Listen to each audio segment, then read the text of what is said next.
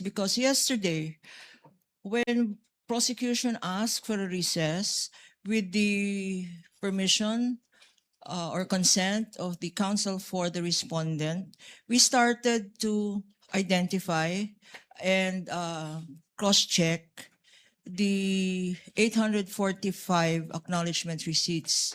Unfortunately, time ran out, and our assisting counsels only were able to show half of it, Your Honors. Although this court will recall that under Rule 130, Section 3, in coordination with Section 7, we were able to mark a tabulation or a summary prepared personally by this witness, Your Honor, to preempt any possible objection of the respondents and any manifestation that they were not allowed to compare the copies of our exhibits and their own exhibits as regards the rest of the acknowledgement receipts, Your Honor, unless they will stipulate that there is no need, Your Honor, then it becomes necessary for a brief recess, Your Honor. Counsel, for what purpose is the recess? Your Honor, please, yesterday, when we resumed hearing yesterday, Your Honor, and we were going over these 3 boxes and several folders, Your Honor, it had to abruptly stop because we had resumed session. And at that time, our associates noted that kalahati lang po ang natapos sa pag-compare. Counsel, the presiding officer will have a query first beforehand. Yesterday, you presented a summary and a table of his findings based on the 845 acknowledgement receipts contained in the 3 boxes. 3 boxes. Yes, Your Honor. And you presented some samples.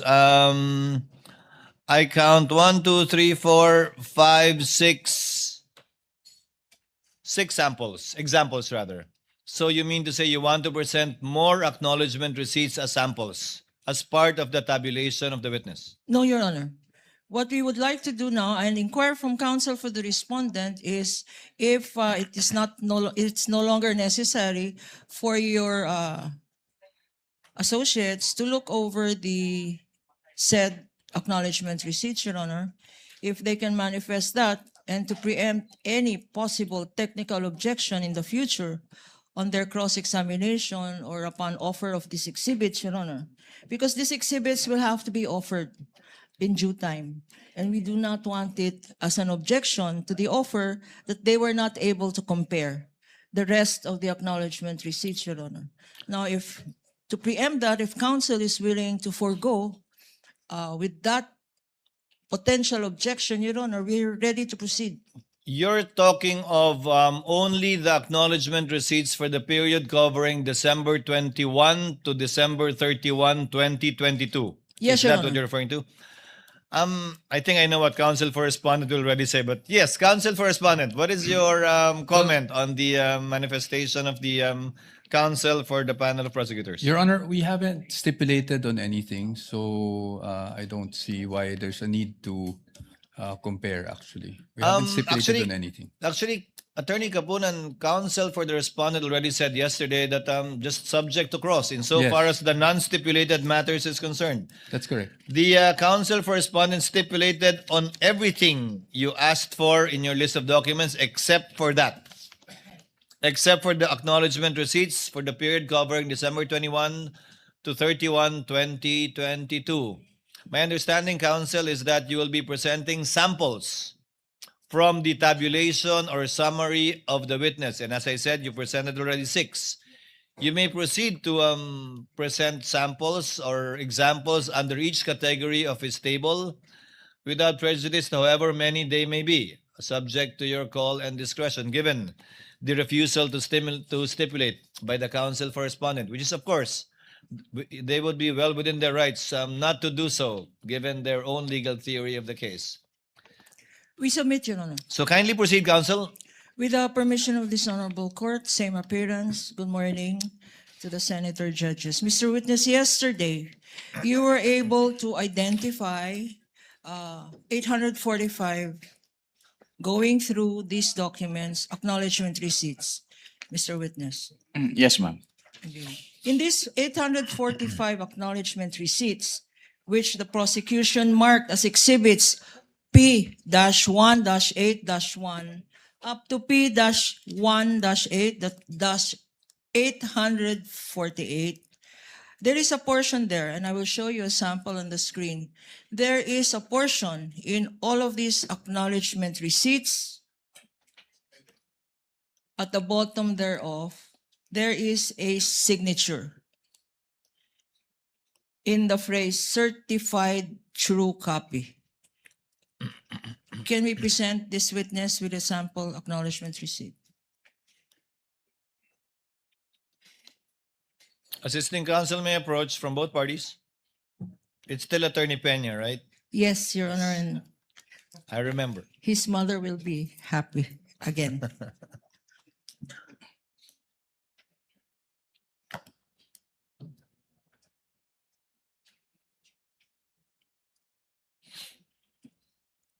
Can you go through some of this acknowledgement receipts, Your Honor? While counsel is showing over these acknowledgement receipts to our witness, Mr. Wamil, we would like to make a manifestation that at the bottom portion of all of these exhibits, identified or being identified now by this witness, have the statement certified true copy being shown on the screen.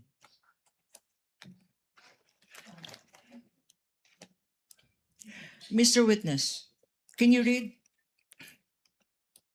Yes, ma'am. It says certified true copy, and there is a name, Davin Bakay. Would you know who this person is? Yes, ma'am. Who Siya- is Mr. Bakay? Siya po ay admin staff ng COA ICFAO. Koa Ikfao. And his signature, there is a signature that appears over the name Davin Bakay. Whose signature is this? Sa kanya po. Why do Kay you Devin know? Bakay po. Nakita ko po siyang pumirma ng ibang dokumento at yung kanyang pirma sa mga dokumentong iyon ay kapares po ng kanyang pirma sa certified true copies. In all of these acknowledgement receipts that you have seen or saw yesterday, Yes, ma'am. is it the same Bakay that certified as to this photocopies being certified true copies? Yes, ma'am. Okay. Your Honor, with that, we will proceed where we left off yesterday, Your Honor. Yes, I believe you were able to identify already the checks and made the witness identify the checks already. For the first, second, and third quarter, counsel, if I'm not mistaken. Yes, Your Honor. You may proceed, counsel. Yesterday, Mr. Witness, we had identified and you had confirmed certain land bank checks. We will now go to disbursement checks, which you said, disbursement vouchers, which you said were among the documents submitted by the Office of the Vice President to allegedly liquidate her confidential funds, if shown to you, Mr. Witness. 3, disbursement vouchers. And again, with the kind permission of the court and for easy reference of the honorable impeachment judges on screen, and if you please check this copy being shown to you, these are stipulated documents, Your Honor, and common exhibits of both the prosecution and the defense. For the prosecution, there is a disbursement voucher dated January 31, 2023, Exhibit P-1-10-B, shown on the screen.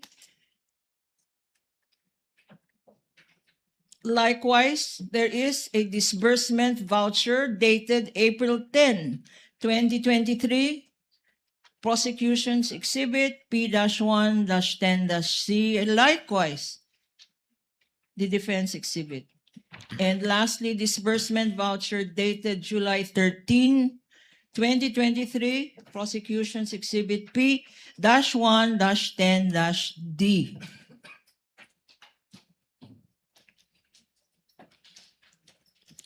Mr. Witness, With the sinabi, indulgence of counsel, just for the record, the same pieces of evidence identified by the counsel for the panel of prosecutors are also marked respectively as D-133-OVP, D-1-57, rather 33 OVP, D-1-57 OVP, and D-1-82 OVP for the respondent. Counsel may proceed. thank you, Your Honor. Now, Mr. Witness, sinabi mo kahapon na itong mga disbursement vouchers ay sinubmit ng Vice President mismo, ng office niya. Yes, ma'am. Okay. Pakisabi sa atin, ano ba ang significance nitong mga disbursement vouchers na nakikita natin sa screen? Ang significance po ng disbursement voucher na ito po kasi yung mag-initiate nung kanilang pag-process nung cash advance. At dito rin po nagsacertify yung various signatories nung disbursement voucher. Ang disbursement voucher, sinabi mo, dito nag-uumpisa ang proseso? Yes, ma'am. Anong proseso yun? Ng kanilang pag-withdraw po ng kanilang cash advance for the confidential fund. Okay. Withdrawal ng cash advance para saan periods? There are 3 disbursement vouchers shown on the screen and which you had identified. For clarity, ano ang mga periods na kino-cover nitong disbursement vouchers na to? Based on these disbursement vouchers po, ang period covered ay yung first DV, first quarter of 2023, yung second DV, second quarter of 2023, at yung third DV po ay third quarter of 2023. So covered ang 3 quarters ng confidential funds Based on these Lang. documents po. based yes. on these documents. We go now to another set. Oh, there is a signature here. Here in the middle, there appears a signature being flashed on the screen. Nakalagay certified expense, cash advance, necessary, lawful, and incurred under my direct supervision. You confirm, Mr. Witness? Yes, ma'am. Whose signature is this, if you know? This is the signature po of the Vice President Sara Duterte. And why do you know that this is her signature? Because the Office of the Vice President submitted po the specimen signatures of the signatories of their documents, and included in that submission po is the specimen signature of the Vice President, and her signature po on that specimen signatures is the same po with her signature on this document. Okay. Nakikita natin yung 3 signature ng Vice President sa disbursement vouchers na yan. What is the significance of her signature in these 3 disbursement vouchers, kung masasabi mo? Based on these documents po, sinertify ni Vice President na yung kanyang cash advances ay kailangan na ayon sa batas at na-incur po under her direct supervision. And ano ang observations mo dito sa 3 disbursement vouchers na to?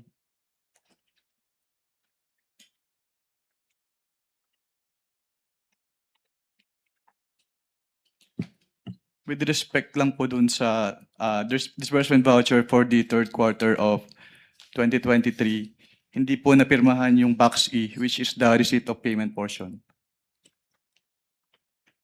Anong significance ng observation mo na to? Ito po kasi yung patunay na na-receive ni kung sino man po yung pay nung cheque, yung payment. Okay. At sa pagka-evaluate mo nitong disbursement vouchers na to, ito ba ay compliant sa joint circular na sinabi mo kahapon? Based on my evaluation po, wala naman po akong nakitang findings bukod dun sa walang signature yung Box E of the third quarter disbursement voucher. Okay. Punta naman tayo sa next set of documents. 3 na naman to for the 3 periods that you mentioned. Showing to you on the screen, and please go over the documents being presented by Attorney Peña. There is a liquidation report dated March 29, 2023.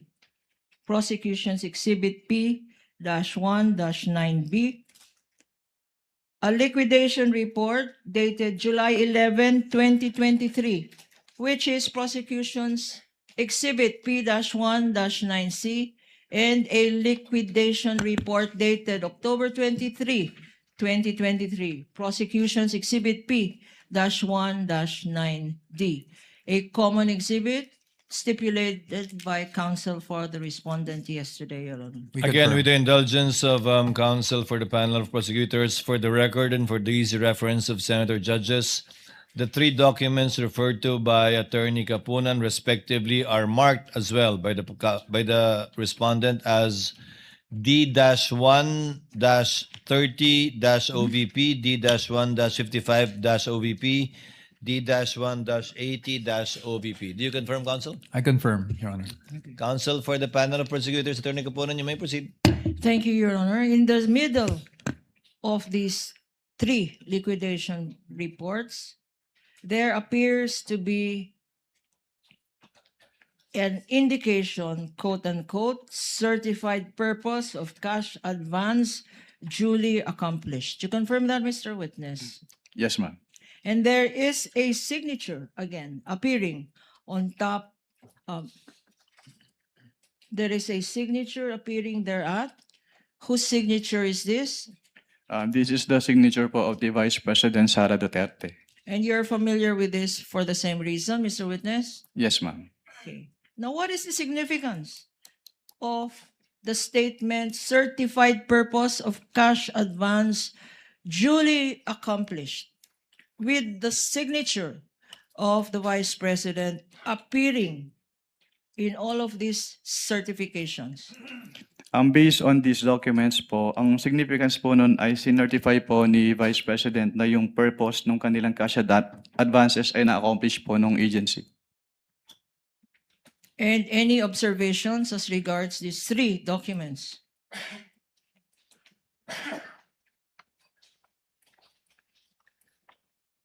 Wala naman po akong nakitang findings about these liquidation reports po. Just for purposes of clarity, itong three documents are similar to the three periods, the first quarter, the second quarter, and the third quarter months that you earlier mentioned, Mr. Witness? Can you repeat the question po, ma'am? Okay. Itong tatlong itong tatlong dokumento na nakikita mo dyan, para saang period ito? Based on these liquidation reports po, yung first liquidation report, ang period covered ay February 6 to March 29, 2023. Yung second liquidation report po ay April 25 to June 30, 2023. At yung third liquidation report po ay July 14 to September 30, 2023. Okay. Para maalala natin, to remind us, Mr. Witness, for these 3 quarters of the Office of the Vice President for which she submitted liquidation reports, magkano ang amount ng confidential fund per quarter? Based on these documents po, ang amount ng kanilang quarterly cash advance ay 125 million pesos per quarter. Ito ba ay fixed amount? Based on these documents po, yes ma'am. At ito ba ay withdrawn ng buo? Based on these documents po, yes po. Punta naman tayo sa another 3 sets of documents shown on the screen for easy reference and document being shown to the witness to refresh his memory. We have accomplishment report dated March 30, 2023, prosecution's exhibit P-1-7-B. Likewise, an accomplishment report dated July 11, 2023, prosecution's exhibit P-1-7C, and accomplishment report dated October 9, 2023, prosecution's exhibit 7D. Likewise, Your Honor, stipulated documents, common exhibits, both for the prosecution and the respondent or defense. Counsel for respondent, would you like to Yes, identify manifest. for the record the counterpart markings on the part of the respondent? Yes, Your Honors. On the part of the Respectively. respondent, yes, Your Honors. These are marked as Exhibit D-1-74-OVP, D-1-50-OVP, and D-1-99-OVP, Your Honor. For the record. Sorry, if the first one is actually D-1-50-OVP. The second one would be D-74-OVP, and the third one would be D-1-99-OVP, for the record, Your Honor. Counsel, D-1-50-DE with respect to the 3/30/23 accomplishment report, not D-1-21-DE. For the first quarter, Your Honors, sorry. Yes, you may repeat. accomplishment report. For first quarter, it's D-1-50 okay. dash OVP, not DE, Your Honor. Dash OVP. Clerk of Court is instructed to kindly correct our records if at all it is different from what the counsel for respondent manifested. Counsel for the panel of prosecutors, Attorney Capunan, you may proceed, ma'am. Thank you, Your Honor. Now, Mr. Witness, for purposes, para malinawan tayo, ano yung mga periods na kinover ng tatlong accomplishment reports na to?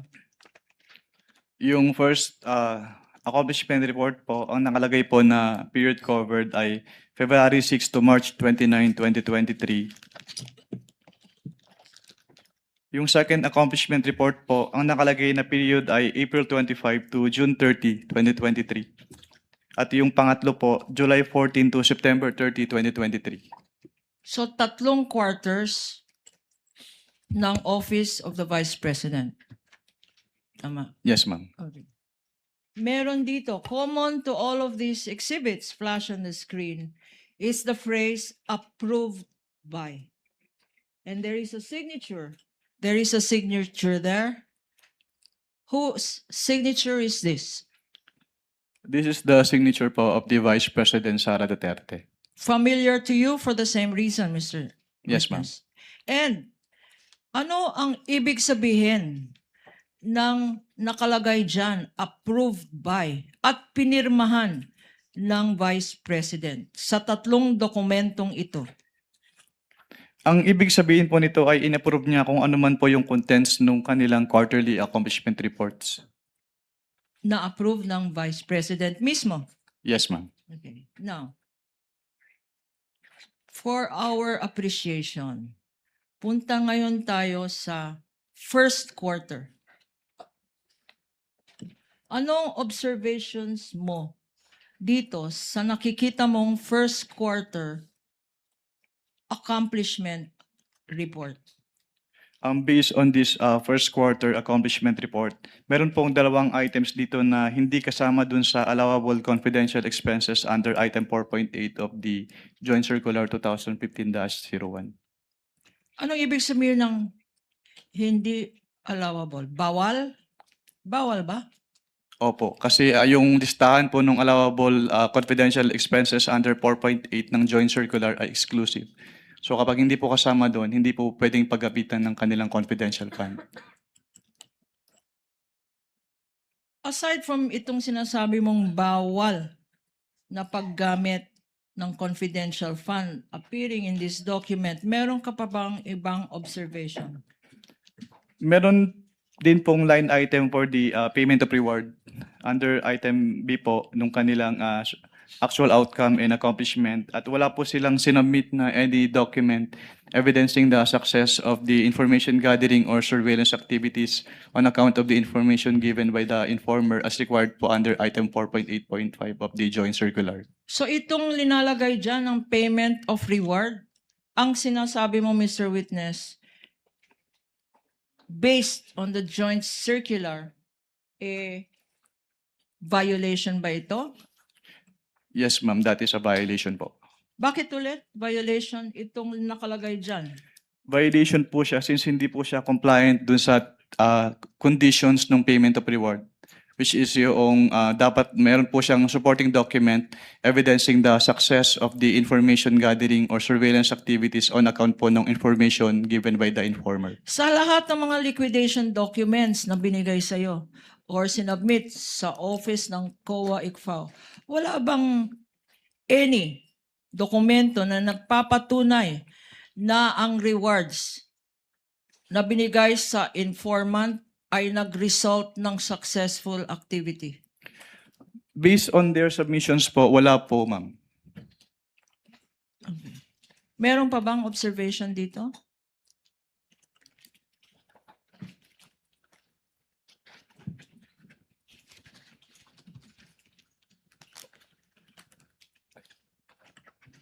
Wala na po. Punta naman tayo sa accomplishment report ng second quarter. Exhibit P-1-7C. Any observations? Ano naman ang masasabi mo dito sa accomplishment report na inapprove mismo ng Vice President Sara Duterte? Katulad po nung naunang accomplishment report, meron din po silang line items for provision of medical and food aid at payments of incentive or traveling relative to the confidential operations na hindi po among the allowable confidential expenses under item 4.8 of the Joint Circular 2015-01. Sinabi mo na meron nakalagay dyan medicines. Bakit sinabi mo na bawal o hindi allowed ito Dahil sa hindi, joint circular? hindi po siya kasama dun sa exclusive list of allowable confidential expenses under item 4.8 po. Ano pa ang na-observe mo dito? Meron din pong line item for the payment of reward for 12 million pesos, pero hindi po siya suportado ng any document evidencing. Your Honor, objection. I beg the indulgence of What is the objection of counsel? Your Honor, I gave some leeway earlier to the witness, but we moved to strike out the witness, strike out the answer of the witness as far as the payment of reward is concerned. Kasi ang pinag-uusapan lang naman natin dito, on its face, kung merong mali sa utilization of confidential intelligence funds in terms of the accomplishment report.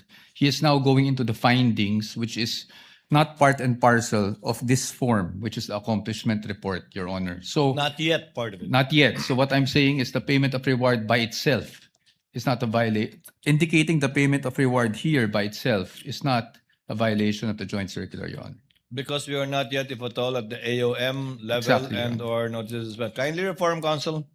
Objection sustained. Ito bang payment of rewards kasama dyan sa tinatawag na allowable expense ng confidential funds? Based on item 4.8 po, yes po, subject to the three conditions as enumerated po. Okay. Ano itong three conditions? Under item 4.8.5 of the joint circular, payment of rewards must be made to non-employees of the informers who must be non-employees of the agency concerned, subject first to the approval of the head of the agency, second to the submission of documents evidencing the success of the information gathering or surveillance activities on account given by the informer, and thirdly po, it must be directly related to the confidential operations of the concerned agency. At sa mga requirements na sinabi mo, compliant ba ang Office of the Vice President? Based on their submissions po, hindi po sila nag-submit ng any document evidencing the success po of the information gathering or surveillance activities on account of the information given by the informer. Before we proceed to the third quarter and your further observations dito sa second quarter, magkano ba ang sinabi na amount na ginamit sa confidential funds para sa medicines? Can you repeat the question po? What quarter po? Okay. Magkano ba, if you know, kasi ikaw nag-evaluate, magkano ba ang ginastos para sa medicines For what quarter po, ma'am? Sorry. for the second For quarter? the second quarter. Based on this accomplishment report po, Yung provision of medical and food aid ay nagkaka-amount po ng 40 million pesos. Magkano ulit? Based po on this accomplishment report, yung provision of medical and food aid ay 40 million pesos po yung amount. Sa first quarter naman,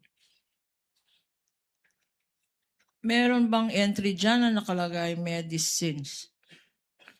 Meron pong entry dito for provision of medical and food aid for 40 million pesos po. 40 million pesos. 42 million pesos. 42 million pesos ang nakalagay dyan ngayon. Yes, ma'am. Sa accomplishment report na yan, meron bang inattach ang Office of the Vice President?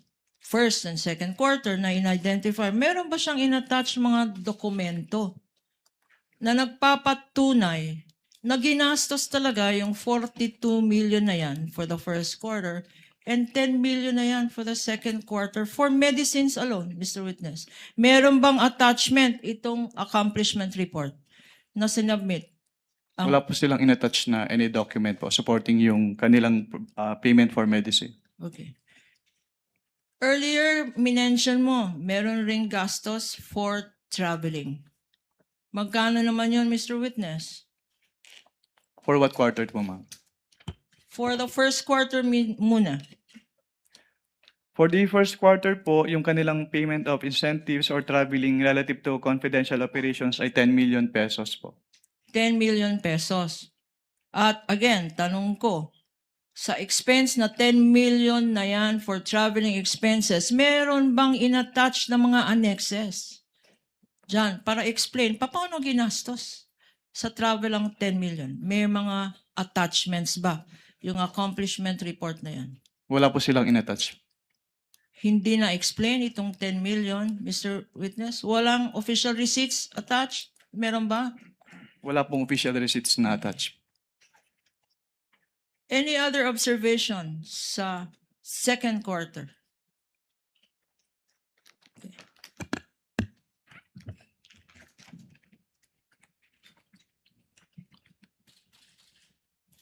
There you go. Okay.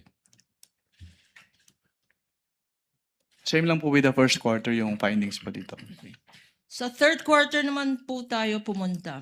Exhibit P-1-17.7-D. What are your observations? Ano naman ang masasabi mo dito sa accomplishment report ng Vice President?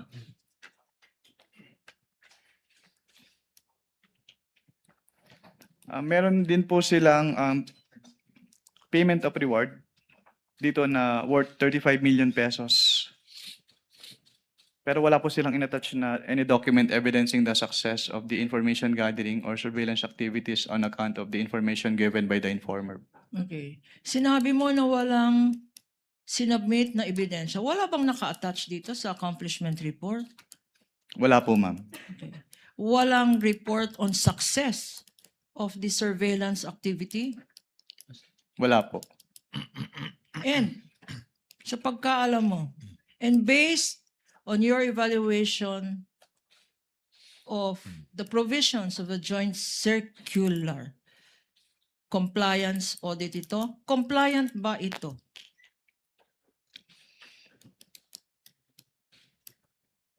Hindi po siya compliant, ma'am. Bakit, Mr. Witness? Dahil wala nga pong supporting document po yung kanilang payment of rewards as required under item 4.8.5 of the joint circular. Sinabi mo 4.8 ng joint circular. Ito ba yung pinakita mo sa impeachment court kahapon? Yung 4.8 na yan. Yung provision? Isa po siya sa pinakita kahapon. Okay. Ngayon, magkano naman? Magkano yung item na yan sa third quarter report? For the third quarter po, ang amount ng kanilang payment of rewards ay 35 million pesos. 35 million pesos. Para sa isang quarter lang. Yes, ma'am. Para sa third quarter. Okay.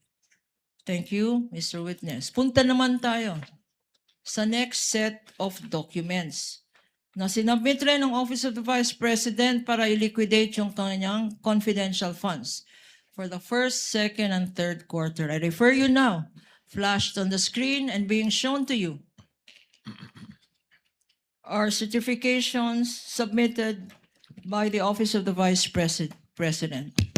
Unang-una, certification of the Office of the Vice President dated March 30, 2023, Exhibit P-1-6-B. Pangalawa,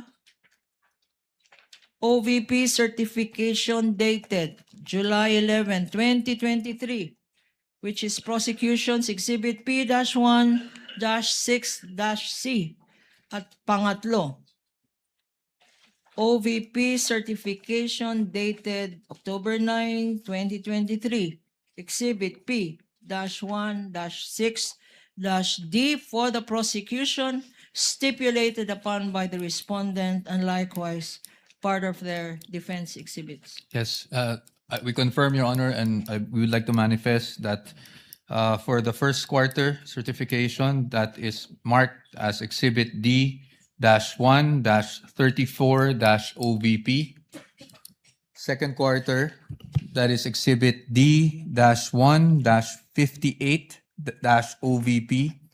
And for the third quarter, it's D-1-83-OVP for the defense, Your Honor. And your documents are certified true copies, counsel for respondent. That is correct, Your Honor. Counsel for the panel of prosecutors may proceed. Thank you, Your Honor. Now, please look at these certifications. Meron nakalagay dyan sa bottom ng page, attested. Anong ibig sabihin ng attested? Ang ibig sabihin po ng attested ay verify at confirm po as true nung signatory dito yung contents nung certification. At sino naman ang signatory na nakikita natin sa dokumentong ito? Based on this certification po, si Vice President Sara Duterte. At siya mismo ang nag-attest na tama lahat ang nakalagay dyan? Based on these documents po, yes ma'am. Okay. And you are familiar with the signature for the same reason, Mr. Witness? Yes ma'am. Ano naman ang mga observations ang masasabi mo tungkol sa tatlong dokumentong ito? Incidentally, Mr. Witness, what periods did this cover? Again, for the record? Based on their submissions po, yung for the first quarter, yung February 6 to March 29, 2023. For the second quarter, April 25 to June 30, 2023. And for the third quarter, July 14 to September 30, 2023 po. Okay. Ano naman ang masasabi mo? Ano naman ang observations mo sa tatlong dokumentong ito? Since these are pro forma documents po, wala naman po akong na-note na observations with these certifications. Anong ibig sabihin ng pro forma? Parang copy-paste? Naka-attach po siya as annex dun sa Joint Circular 2015-01. Okay. Naka-attach sa joint circular at yun ang Naka-annex. sinabit nila? Naka-annex po Okay. yung Tawag- format.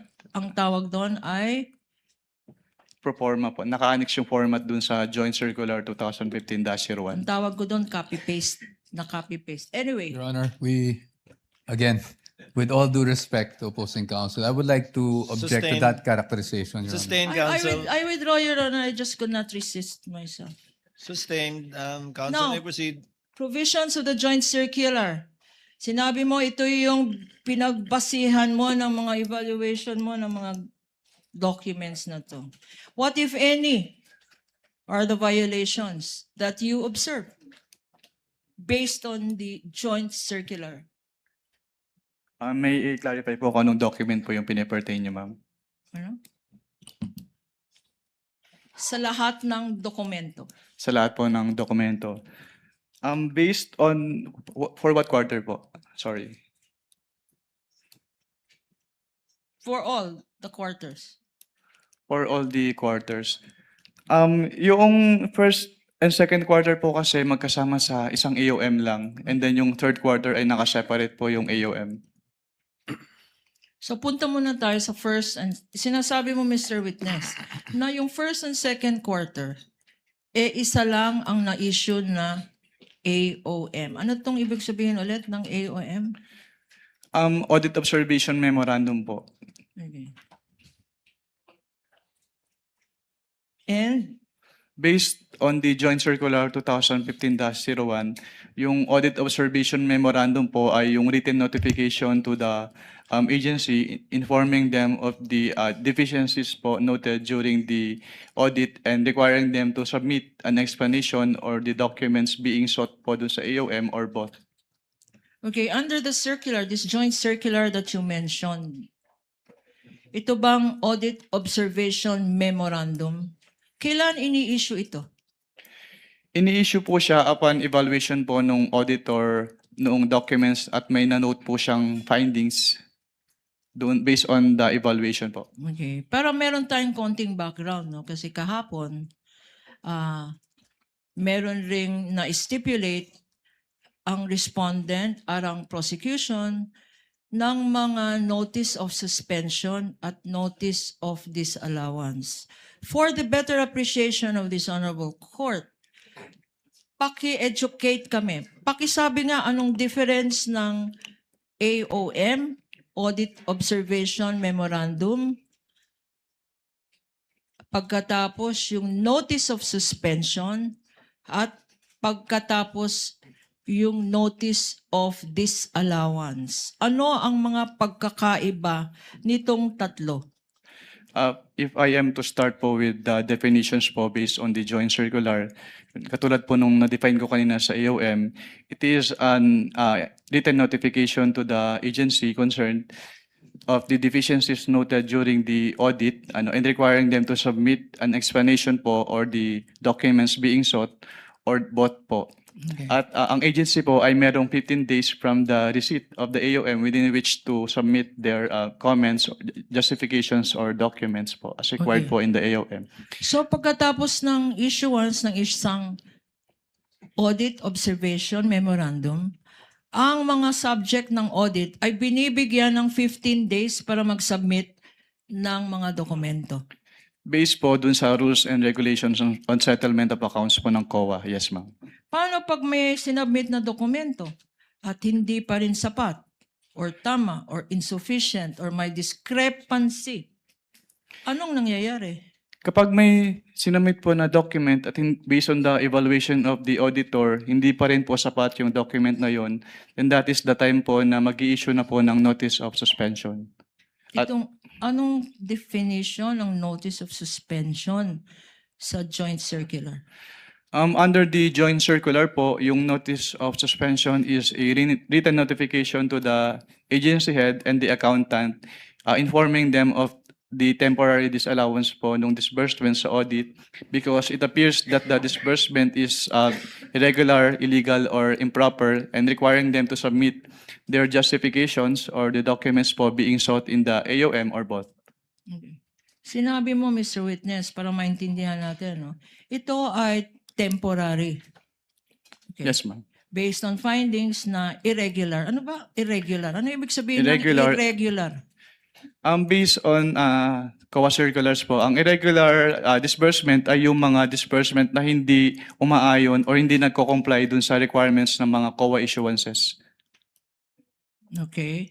Sa Pilipino, ang tawag dito ay irregular pa rin. Tama? Itong illegal. Anong ibig sabihin ng illegal? Kapag sinabi pong illegal, yung disbursement po ay hindi nagko-comply dun sa applicable laws. At kung sinabi mong improper, Kapag improper naman po, ang ibig sabihin, yung expenses ay either unnecessary, excessive, extravagant, or unconscionable po. so pag nagbigay kayo ng notice of suspension, ito ay nagpapahayag. This means, ang significance nito ay na-observe ninyo, ikaw, sa audit findings mo, na ito ay irregular, illegal, or improper. Leading, Your Honor. Objection. Kindly reform, Counsel. I will go to the next question. Pag hindi na-comply ang notice of suspension, what action, if any, is taken by your office? Kapag hindi po na-comply yung notice of suspension, then that is the time po na mag-i-issue na kami ng notice of disallowance. Ano naman itong notice of disallowance? Based on the joint circular po, Yung notice of disallowance ay yung written notification to the agency head or the accountant, informing them of the disallowance nung disbursement and requiring them to restitute the amount po nung disbursement because yung disbursement ay illegal, improper, or irregular. So, Mr. Witness, whether tinatawag mo ito AOM or Audit Observation Memorandum, or whether notice of suspension, or whether notice of disallowance, in these three stages, nabibigyan ng opportunity ang ino-audit na agency para mag-comply? Yun po ba ang ibig sabihin ng explanation mo? Kapag sa AOM po, tsaka notice of suspension, yes, binibigyan po silang ng opportunity para mag-comply. Pero kapag ND na po kasi, pag notice of disallowance, ang tanging remedy na lang nila is to settle the amount or to appeal with the commission proper. Okay. Let us go now to the issue of the office of the Vice President. Earlier, you said AOMs were issued to the office of the Vice President, correct? Now, Yes, ma'am. specifically, let us go now to the first and second quarter of 2023, showing to you, and if shown to you and flashed on the screen, would you be able to identify the same?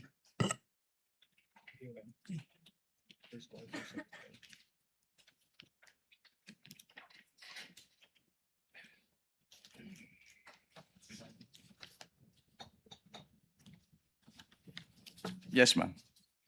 Your Honor, please, for purposes of identification, this again is a stipulated common exhibit. This AOM dated February 1, 2024, corresponding to the first and second quarters, have been identified as Exhibit P-1-12-E for the prosecution. Thank you, Your Honor. On the part of the defense, this was pre-marked as D-1-105-OVP for the information of the Honorable Court. Noted, Attorney Capunan, may proceed. Please look at this AOM and refresh your memory. What, Mr. Witness, did you observe from this AOM?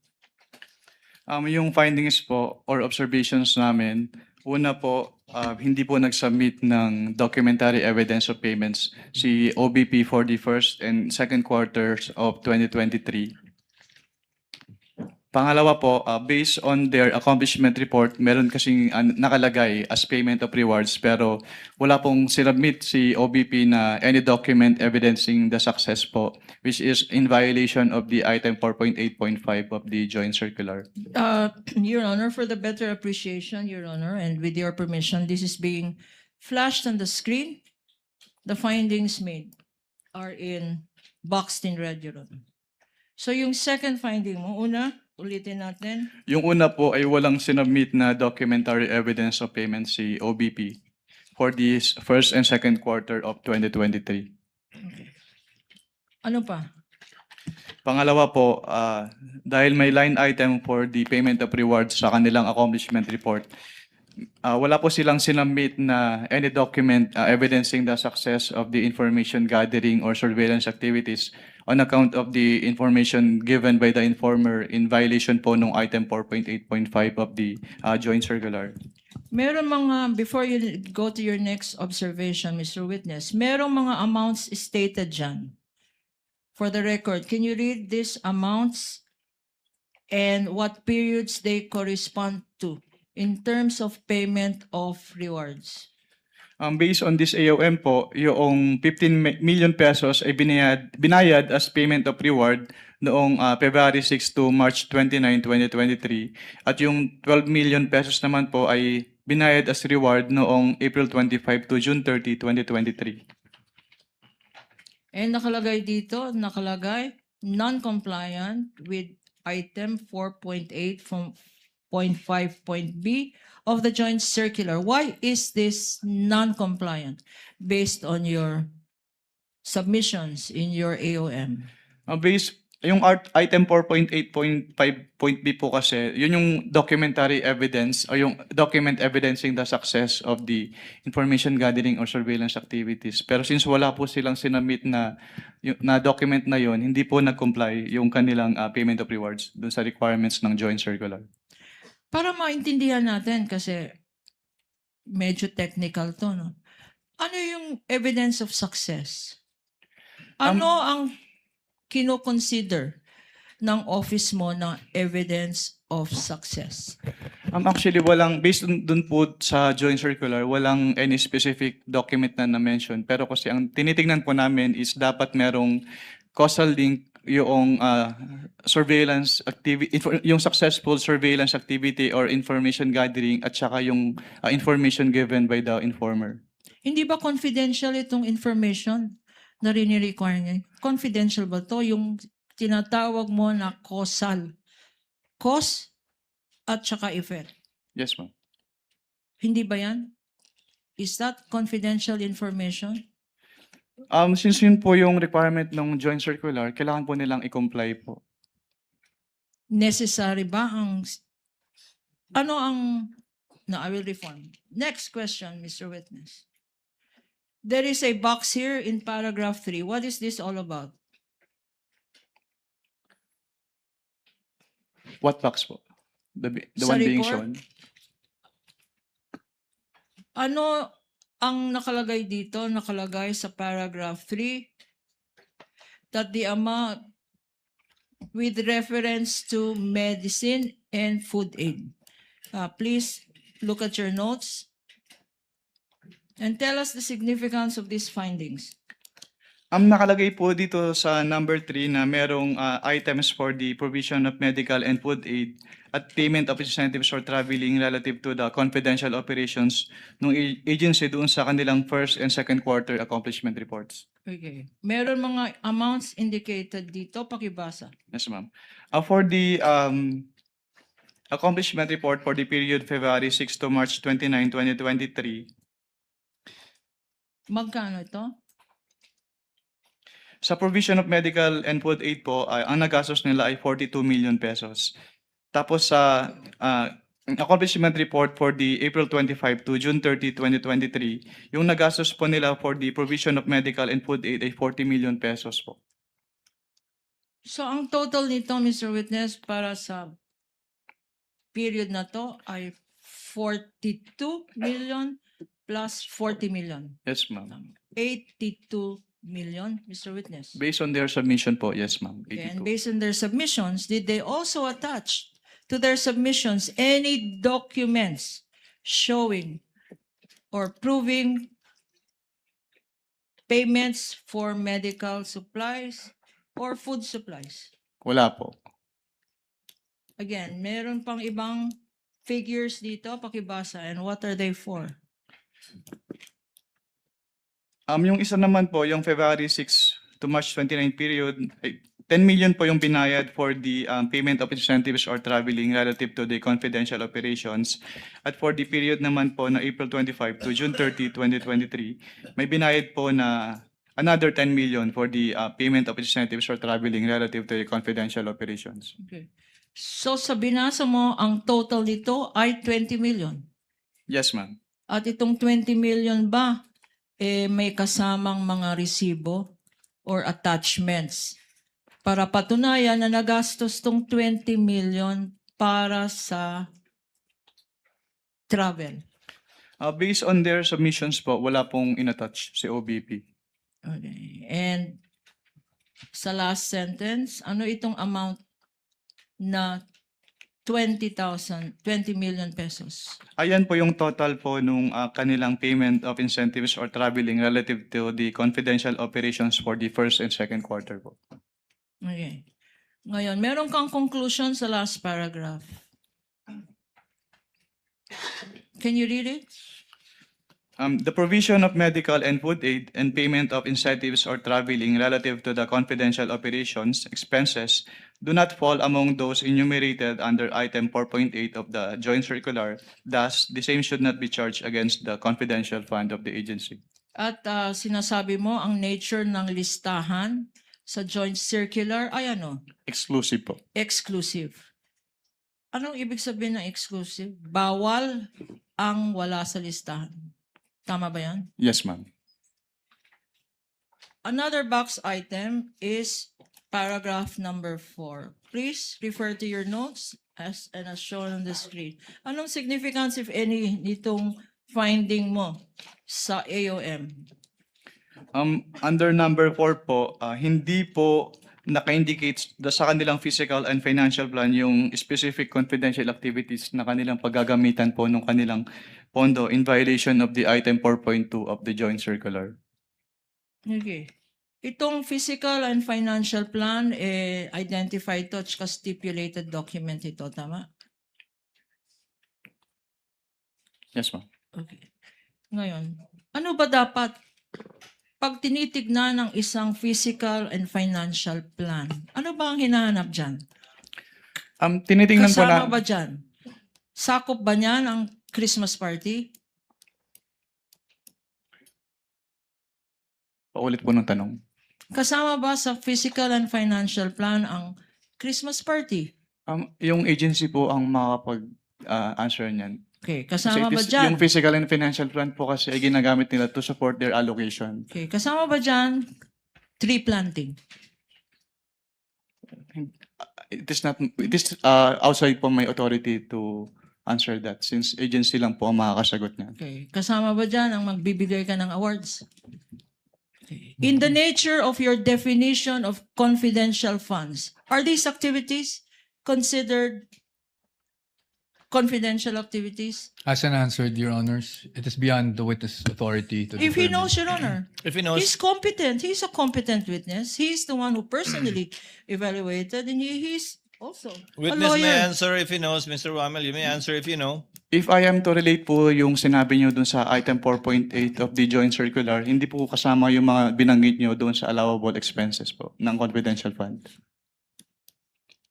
Thank you, Mr. Witness. Punta naman tayo sa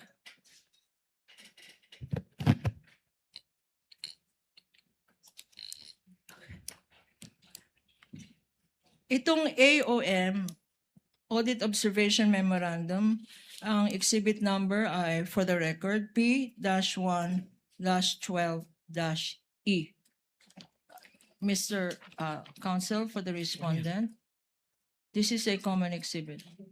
Already stipulated and the counterpart exhibit marking by the respondent was already given for the record. After receiving,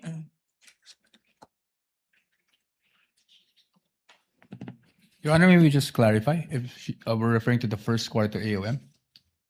She's referring to The first and the